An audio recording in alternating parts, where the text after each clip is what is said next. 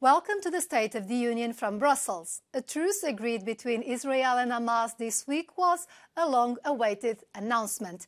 The deal will allow for the return to freedom of a group of women and children among the Israeli hostages captured by Hamas and of Palestinians detained in Israeli prisons. The EU welcomed the news and hopes that it will create conditions for a humanitarian surge in Gaza. The Palestinian territories will also receive again money for development that was under review. The bloc is the largest international donor of funds designed to have a long-term impact directed to areas such as infrastructure and public services. The European Commission said it will proceed with payments this month after its internal screening identified no diversion of funds into the wrong hands. The review found no indications of EU money having directly or indirectly benefited the terrorist organization Hamas. The review found that the control system in place has worked. As a result, payment to Palestinian beneficiaries and UNRWA will continue without payment delays. The implementation of humanitarian and development aid in Gaza is done mostly by non-governmental agencies and UN agencies. A recent UN assessment about the social-economic impact of the war states that around half of the houses, hospitals, schools and roads have been destroyed. Jorge Moreira da Silva, Executive Director of UN Office for Project Services, visited Brussels this week to meet with several members of the European institutions.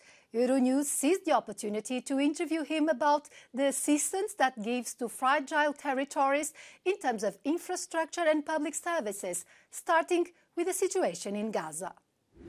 How do you see a ceasefire of a few days in Gaza Strip as a promise of a new possibility for a humanitarian boost?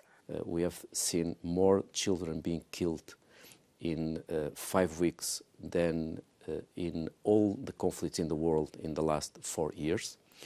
We have seen even the UN premises being under strikes. I think that it's fundamental that in this window that is now being opened, that more aid can be provided. But in case, unfortunately, the window closes, that we continue having the capacity to provide additional aid. Before the crisis, we were having, on average, 500 trucks going to Gaza.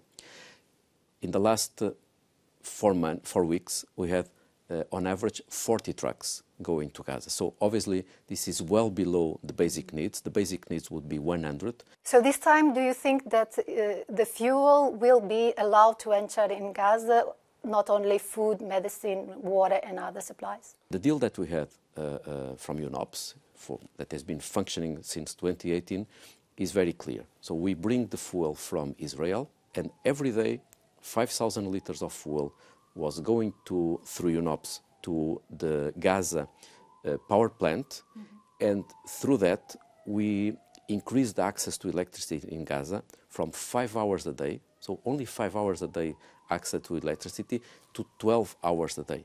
In 6 years we were providing every day, no disruption, no dispute, no risk perception going towards a level that would be cause the project. So it is possible.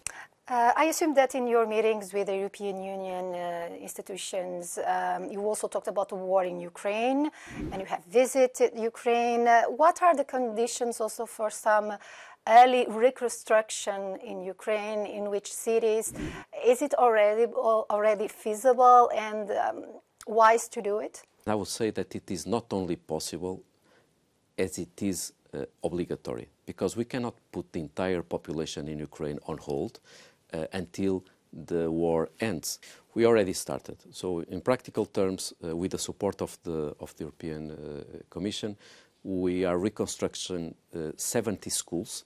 8 of those schools, they are already fully constructed. I think that we really need to be committed in supporting Ukraine, not only in the short, but also in the mid and long term. We know what is needed, $411 billion that is needed. The European Parliament approved this week new rules aiming to greatly reduce packaging waste in the European Union. The law could cut around 20 or 30% of the 80 billion tons of packaging waste produced every single year. The report still has to be negotiated with the governments of the 27 member states. The Parliament's Environment Committee Chair, Pascal Canfin, expects that legislation to change the mindset of the packaging industry and other sectors using single-use plastic. But the French MEP also recognized that it is probably one of the issues most targeted by the so-called lobbies. I'll give you one example. McDonald's is lobbying to keep the single-use model. The single-use model is that you use just once all what is necessary to have your food. The alternative to this is precisely the proposal we push for, meaning that when you are in a McDonald's or KFC or Burger King restaurants, on site, not takeaway, on site, then why should you use, to drink your Coke, a single-use cup and not just a glass? Why? The European Union support to Ukraine also includes regular visitors of its most important leaders to the country. This week it was Charles Michel, President of the European Council, that wanted to mark the 10th anniversary of the Maidan Revolution. The mass protest toppled a Moscow-backed president and set Kyiv on a pro-Western course. Michel said that heroes and heroines lost their lives standing up for Ukrainian association with the European Union and for freedom and democracy. During the work meeting, the Ukrainian president said he hopes the country will get the green light to begin formal accession talks.